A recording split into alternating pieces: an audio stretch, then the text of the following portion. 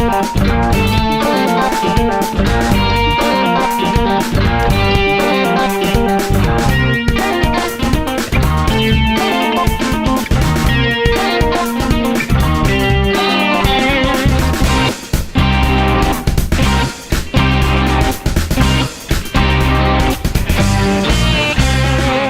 mas como estava a dizer há bocadinho, isso é a coisa que nós precisamos neste momento é de criatividade e de criação. E a questão das crises económicas a mim é uma coisa que não me assusta, porque eu acho que as crises económicas são momentos de grande criação. Até na nossa área de imprensa. A revista Fortune nasceu em 1929. A revista Newsweek, esta semana passou a ser editada só de forma digital, nasceu na década de 30, a Business Week nasceu no princípio do século, na profunda crise económica, e nós temos muitíssimas empresas que, umas se reinventaram, outras que nasceram em momentos de crise. Portanto, os momentos de crise para mim são momentos de criação, são momentos de oportunidade. Enquanto uns estão a chorar, outros estão a observar e, naturalmente, ou compram as empresas ou então aproveitam-nas e transformam, têm uma missão para elas. E esse é aquele desafio que a gente tem neste momento. E não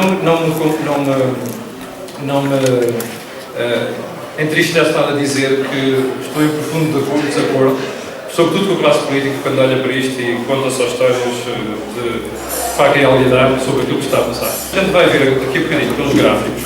Isto é muito fácil de perceber, a crise em que a gente está.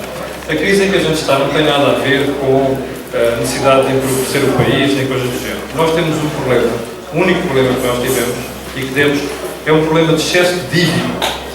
E não é excesso de dívida só do Estado, é excesso de dívida das empresas, é excesso de dívida das famílias e é excesso de dívida do Estado.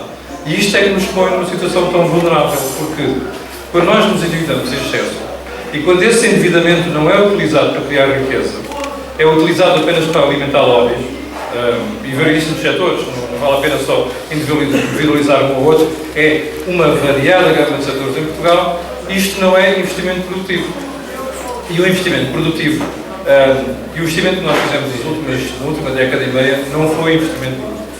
E, portanto, quando nós dividimos em excesso, temos um problema. É como aqueles momentos de bebedeira. A gente apanha um bife, porque bebeu 15 cervejas à noite, e às 6 da manhã estamos no ressaco. A primeira coisa a fazer quando estamos no ressaco é beber água. Custa, dói, incómodo, ou então tomar bronzão, que era o que eu tomava quando andava aqui nesta zona há uns 20 anos. O que a gente precisa neste momento perceber é que estamos na fase da ressaca. E que eu saiba, não se curam ressacas às 7 da manhã bebendo mais cerveja. Cura-se ressaca bebendo água e bebendo bronzão. E por isso é que me faz uma espécie muito grande. Quando a malta, aí na classe política, nomeadamente, olha para este problema que nós estamos a viver e diz assim: é preciso estimular a economia, é preciso minimizar este desastre na construção civil e não sei quantas. É a mesma coisa que a gente dizer a alguém que está bêbado às 7 da manhã: toma lá uma cervejola, porque isto vai-te ajudar a curar a bebedeira. Não cura porra nenhuma, desculpa, mas está-me a dizer. Isto só agrava as bebedeiras. E o que a gente tem que perceber é isto. E o que me custa mais como cidadão e como técnico é olhar, já vão ver o gráfico daqui a bocadinho, é pensar que a malta confunde isto com questões de ideologia. Não há nada de ideológico aqui. É puro bom senso, é uma questão de números. Qualquer bicho gareta com a quarta classe percebe esta brincadeira. A minha mãe não sabe nada de economia, mas quando eu explico estas coisas, e ela tem 83 anos, ela entende quais são as limitações que a gente tem. E a limitação mais importante que nós temos,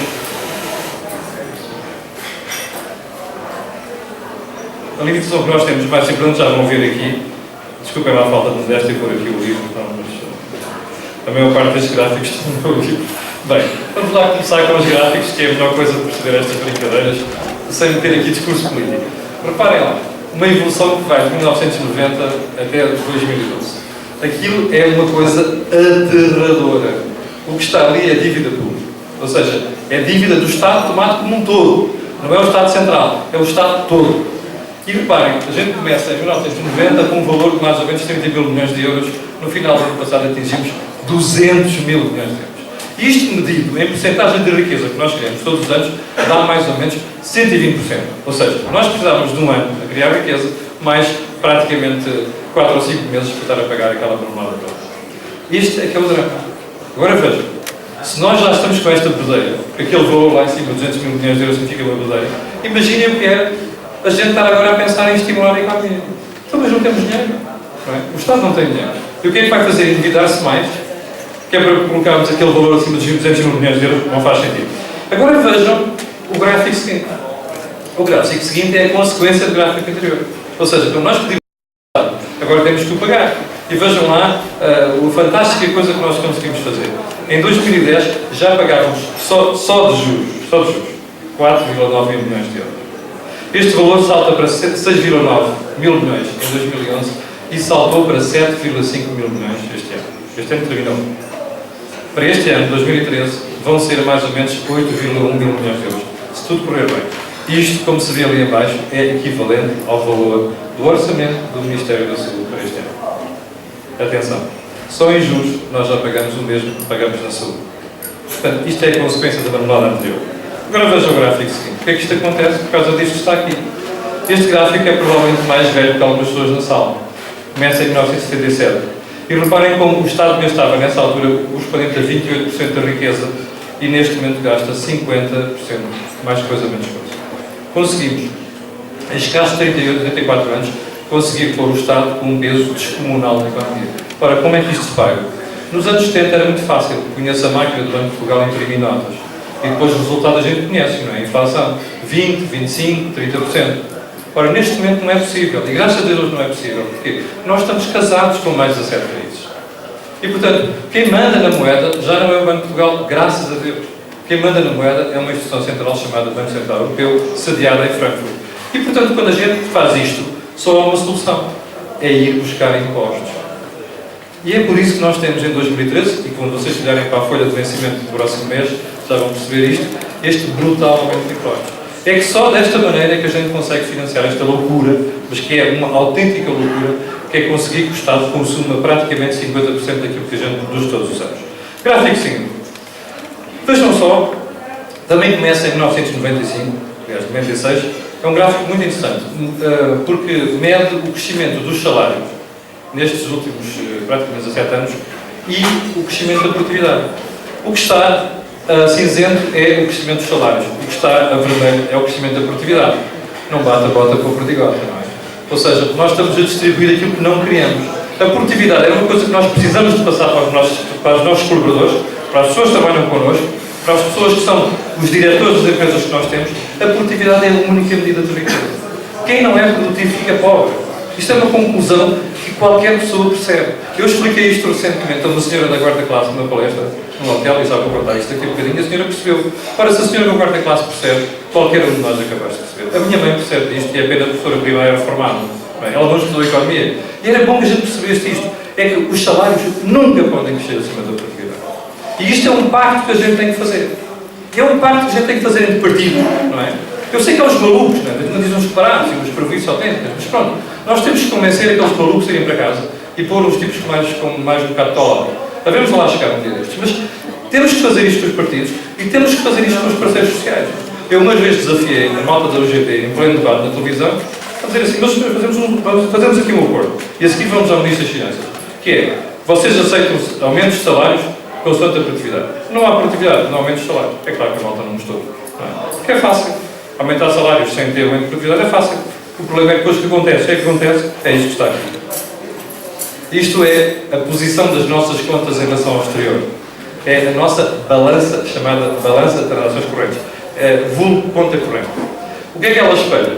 Praticamente, ou quase essencialmente, as trocas que nós fazemos com o exterior. A diferença das importações e exportações. E vejam só a magnífica proeza que a gente conseguiu desde 1995. Bem, tínhamos um déficit sustentável, de 2% do produto, e ele vai por ali abaixo, atinge um pico ali em 2001, de 10% do produto, e depois mantém-se estável em cerca de 10% negativos durante 10 anos consecutivos. Ora, se nós não estivéssemos no euro, aí em 2003 já nos tinham dito assim, não nos emprestamos mais dinheiro. Qual é que foi o problema? Como a malta criou o euro, e os mercados pensaram assim, eles estão casados com os alemães. Não é, eles estão casados entre si. Eles estão casados com os alemães. E, portanto, agora ganharam um juízo. Deixa-me lá emprestar isto e agora aquilo funciona como uma união monetária. Pois é, mas esqueceram-se de uma coisa. Isto ainda não é uma união federal. É uma união monetária, não é uma união federal. Porquê que é que isto quer dizer? Que cada país é responsável pelos seus disparates.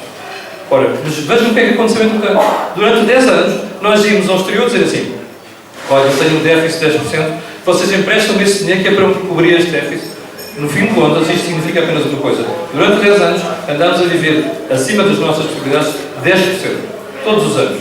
É claro que isto tinha que dar mau resultado, não é? Está aqui. A dívida externa pulou para 240% do produto. Ou seja, já não chegam 2 anos de produção de riqueza em Portugal para pagar aquilo que a gente leva ao exterior. Ora, isto é insustentável. Ao fim de 10 anos, alguém acordou e diz assim: olha lá, tu não estás a mudar de vida, pois não. Então, se não estás a mudar de vida, levas um chute no rabo e vais dar uma volta a olhar. Foi o que nos aconteceu em março de 2011, não é?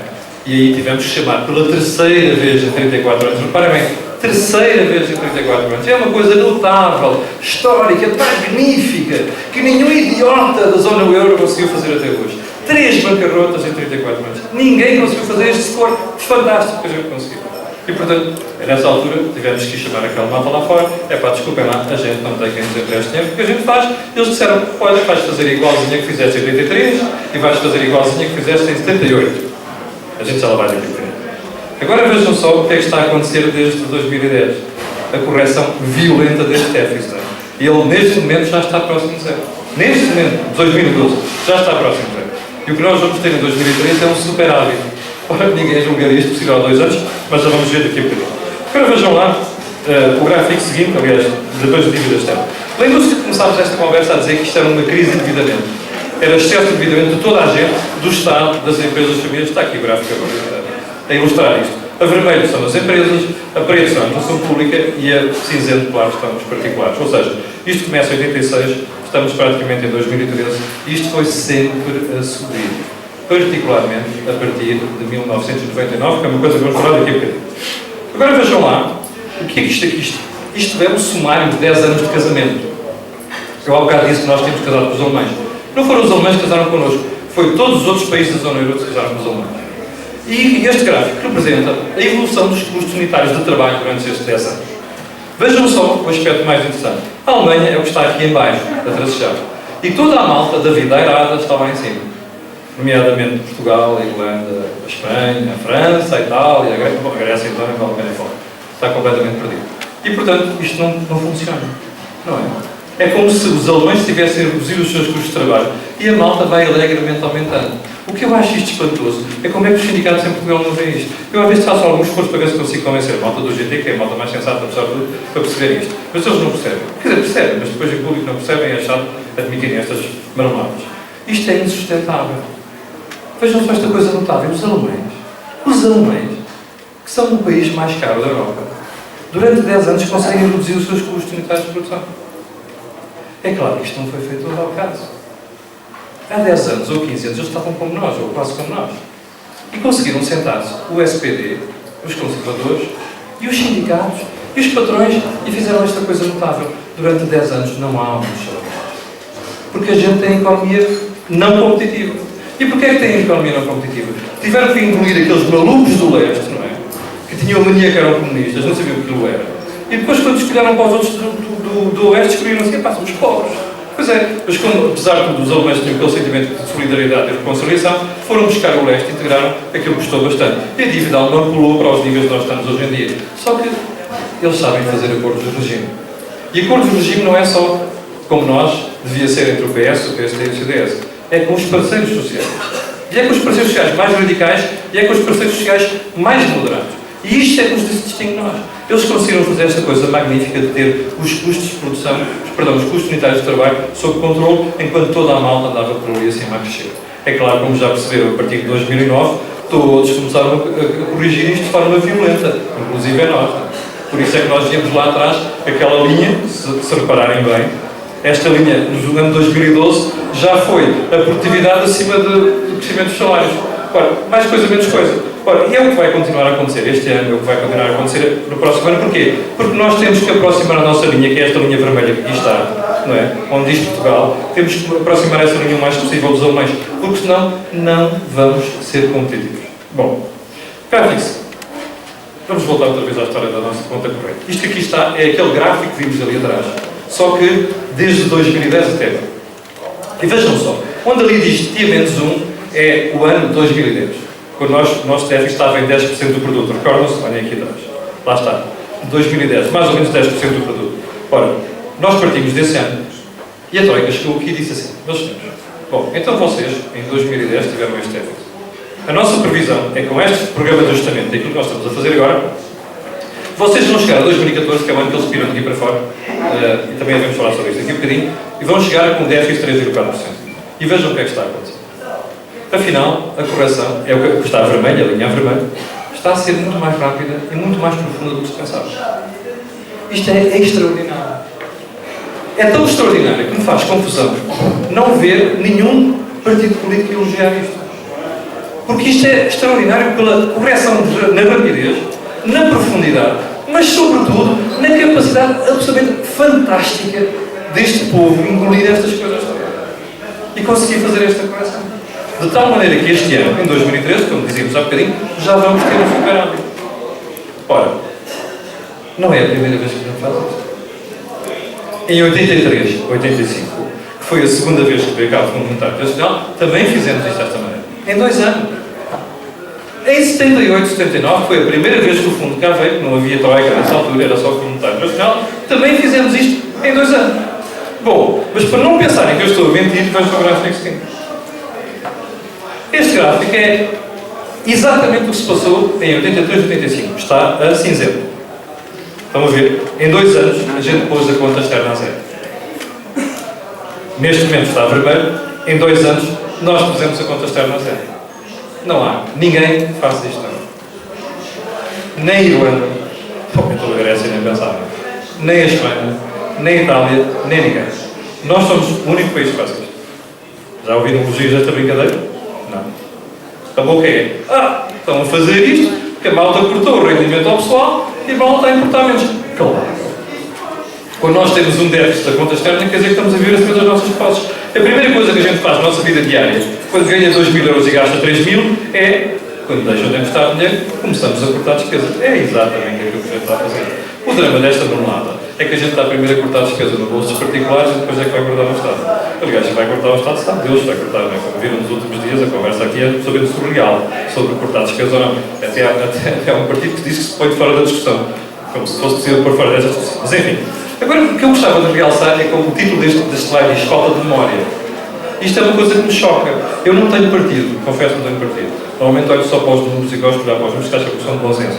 Porquê é que eu digo aqui falta de memória? É que há um político, coitado, até está hospitalizado neste momento, que fez isto em 83, 85 e agora está com falta de memória. Parece que esqueceu das coisas que fez, duríssimas que fez, algumas delas passadas aqui ao pé, como vocês sabem, na linha grande, e estas horas, foi uma coisa difícil de assistir em 83, 85. Duríssima. A única diferença entre o que nós estamos a fazer agora, que se fez nessa altura, é só uma. Na altura tínhamos moeda, agora não temos moeda.